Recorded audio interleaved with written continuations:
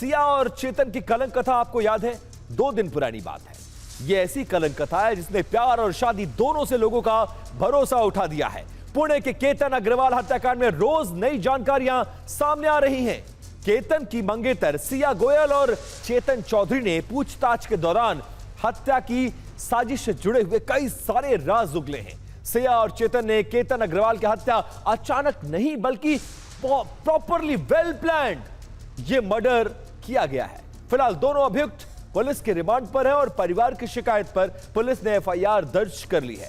आगे की कार्रवाई इस मामले में की जा रही है। इस बीच महाराष्ट्र विधानसभा के पीठासीन अध्यक्ष ने केतन हत्याकांड की जांच के लिए एसआईटी बनाने के निर्देश दिए हैं। अब देखिए, केतन हत्याकांड में जो एफआईआर दर्ज की गई है उसकी कॉपी टीवी9 भारतवर्ष के पास एक्सक्लूसिवली मौजूद है। एफआईआर में सिया गोयल के गुनाह का जिक्र है। सिया ने केतन की हत्या की साजिश रची है। केतन ने धक्का देकर हत्या की है। केतन की हत्या धक्का देकर की गई थी। बाली वाली ट्रिप से पहले भी हत्या की कोशिश की गई थी। चेतन चौधरी पर आरोप लगे हैं कि उसने सिया के साथ मिलकर इस साजिश को अंजाम दिया है। केतन की हत्या के बाद सबूत को छिपाया गया। सिया गोयल के साथ हत्या में यह पूरी तरह से शामिल रहा है।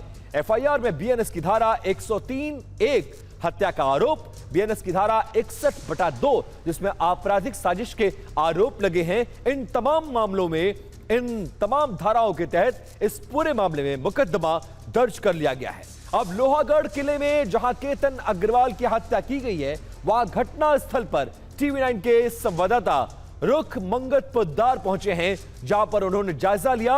उनकी एक रिपोर्ट आपको ग्राउंड से दिखाते हैं। सिया ने अपने जन्मदिन का मौका देखकर अपने मंगेतर केतन की हत्या की साजिश इसी जगह पर रखी।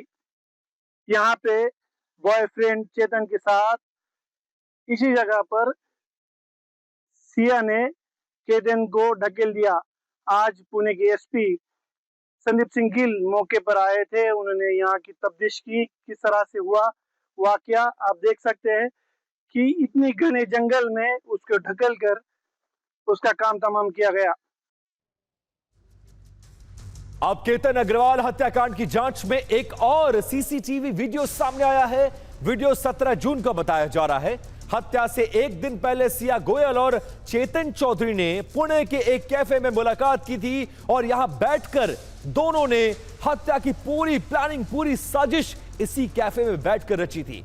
सीसीटीवी फुटेज में सिया और चेतन को करीब 4:35 पर कैफे में एंट्री करते हुए देखा गया है। दोनों लगभग 1 घंटे तक वहां रहे और फिर शाम को करीब 5:30 पर बाहर निकल गए।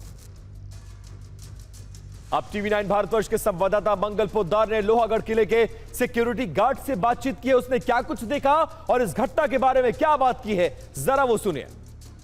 तो उस टाइम पे जैसे यहाँ पे वो दोनों यहाँ पे कपल्स टिकट निकाल रहे थे, यहाँ पे मेरा गार्ड था, तो वहाँ पे बोल रहे थे उनका नेटवर्क इश्यू हो रहा था। गार्ड बोले सर स्कैनर का फोटो ले लीजिए, आगे नेटवर्क मिलेगा, रिटर्न में आप टिकट निकाल लीजिए, बताते समय हमको टिकट दिखाते जाते समय आपको कि टिकट आपका हो गया करके हम स्कैन कर लेंगे।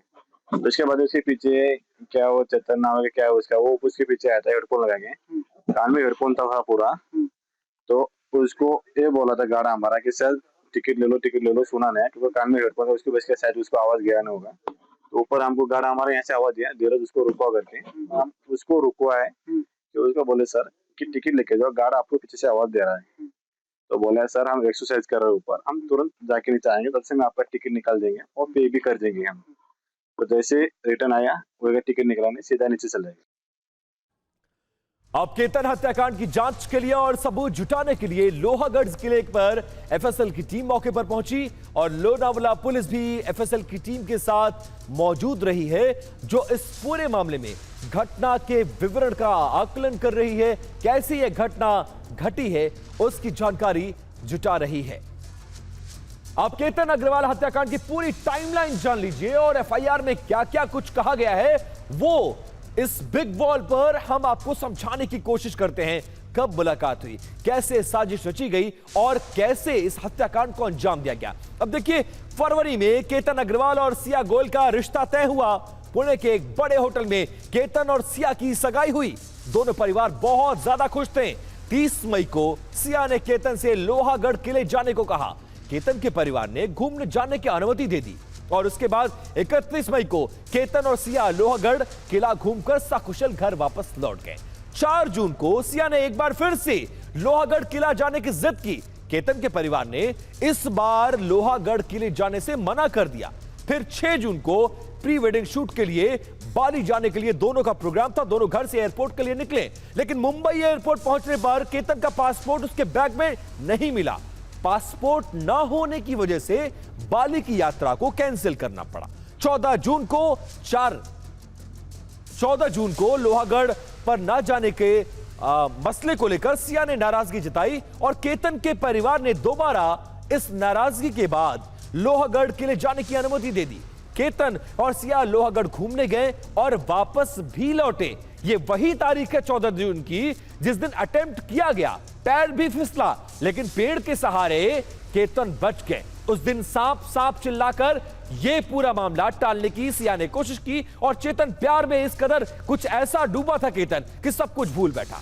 17 जून को सिया ने दोबारा केतन से लोहागढ़ जाने के लिए कहा और 18 जून को सिया और केतन लोहागढ़ किला के लिए निकल गए। सिया की मां ने केतन की मां से कहा कि केतन किले से गिर गया है और 21 जून को केतन के पिता घटनास्थल पर पहुंचे। उन्हें कुछ शक हुआ और 23 जून को केतन के पिता ने लोनावाला स्टेशन में जाकर इस पूरे मामले में शिकायत दर्ज कराई है। पुलिस पूछताछ में सिया गोयल ने हत्या की बात को कबूल लिया है। अब इस मामले में सिया गोयल के बॉयफ्रेंड चेतन चौधरी के परिवार का भी पक्ष सामने आया है। चेतन के चाचा ने कहा है कि चेतन पूरी तरह से निर्दोष है और सिया उसे इस मामले में फंसा रही है। चेतन कब गया क्या गया हमारे को मालूम ही नहीं। लेकिन जो आरोप हो रहे हैं चेतन के ऊपर, अभी ये सोशल मीडिया पे तो वन साइड कुछ भी बता रहे हैं। हमारे में हम बोलते हैं ना चेतन का उसमें, चेतन उसमें इन्वॉल्व है ही नहीं है। चेतन एकदम निर्दोष है। फंसाया जा रहा है क्या? हाँ, चेतन को ऐसा लग रहा है फंसाया जा रहा है। फिर वो जो आपका कामगार है नीरज कुमार, उसको पुलिस क्यों उठा के लेके गई? उस दिन उसका फोन लेके गया था वो, क्योंकि कस्टमर का फोन आता रहता है दुकान पे। तो उस दिन वो मैं बाहर जा रहा हूँ तो उसका फोन इधर लेके गया और उसका लेके गया। फिर ऐसा क्यों किया उसने? अब क्या गया वो अभी चेतन अभी रोज हमारे लड़के 3-4 साल से रह रहे, सेठ ने मांगा दे दिया फोन। इन घटनाओं ने डर पैदा कर दिया है, लेकिन एनसीआरबी का एक आंकड़ा सामने आया और सचमुच यह आंकड़ा आपको हैरान करेगा, परेशान करेगा और डराएगा भी। एनसीआरबी ने 2020 से 2024 के बीच पत्नियों के द्वारा पतियों की हत्या का एक आंकड़ा जारी किया है। एनसीआरबी के मुताबिक 2020 से 2024 के बीच में लगभग 785 पतियों की हत्या पत्नियों के द्वारा किया जाना पाया गया है और इन तमाम हत्याओं के पीछे अवैध संबंध एक सबसे बड़ा कारण था, जबकि संपत्ति विवाद में भी कई पत्नियों ने अपने पतियों को मार डाला। उत्तर प्रदेश में ऐसे 263 मामले सामने आए हैं, जबकि बिहार में 148 ऐसे मामले दर्ज किए गए हैं। वहीं राजस्थान में 115 मामले, जबकि महाराष्ट्र में 136 ऐसे मामले जहां पत्नियों ने अपने पतियों को मार डाला। साथ ही मध्य प्रदेश में 98 और कुल पूरे देश में इन 4 सालों में 785 ऐसी पत्नियां हैं जिन्होंने संपत्ति के लिए, प्रेमी के लिए अपने पतियों को मौत के घाट उतार दिया।